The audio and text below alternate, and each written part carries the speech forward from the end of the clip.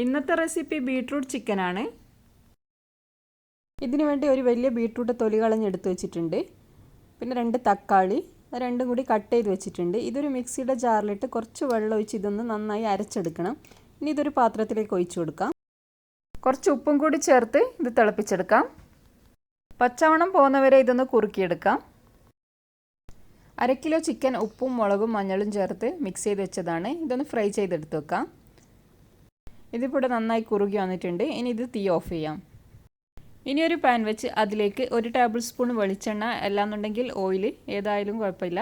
ഇനി അതിലേക്ക് കുറച്ച് വെളുത്തുള്ളി അരിഞ്ഞതും കറിവേപ്പില, പച്ചമുളക് എന്നിവ ചേർത്ത് ഒന്ന് വഴറ്റി കൊടുക്കാം.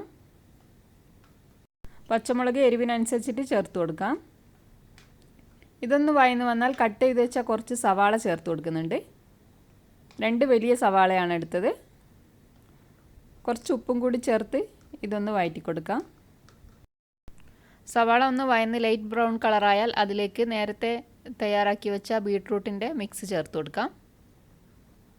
ഇനി ഇതിലേക്ക് 2 ടീസ്പൂൺ കാശ്മീരി മുളക് പൊടി ചേർത്ത് കൊടുക്കുന്നുണ്ട്.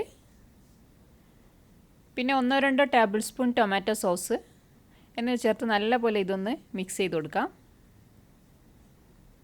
മീഡിയം ഫ്ലെയിമിലാണ് ഇപ്പോൾ വെച്ചിട്ടുള്ളത്. ഇനി ഇതിലേക്ക് ഫ്രൈ ചെയ്ത് വെച്ച ചിക്കൻ ചേർത്ത് കൊടുക്കാം. ചിക്കൻ ചേർത്ത് ഹൈ ഫ്ലെയിമിൽ വെച്ച് ഇത് നല്ലപോലെ ഇതൊന്ന് മിക്സ് ചെയ്തെടുക്കണം. ഉപ്പ് നോക്കി, ഉപ്പ് കുറവാണെങ്കിൽ കുറച്ച് ചേർത്ത് കൊടുക്കാം. നന്നായി ഇതൊന്ന് യോജിപ്പിച്ചെടുക്കാം. ഇനി ഇത് അടച്ചു വെച്ച് 3-4 മിനിറ്റ് ഇതൊന്ന് കുക്ക് ചെയ്തെടുക്കാം.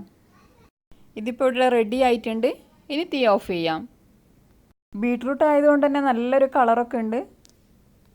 ബീട്രൂട്ട് വെച്ച് പെട്ടെന്ന് ഉണ്ടാക്കിയെടുക്കാൻ പറ്റിയ നല്ലൊരു ചിക്കൻ റെസിപ്പിയാണിത്.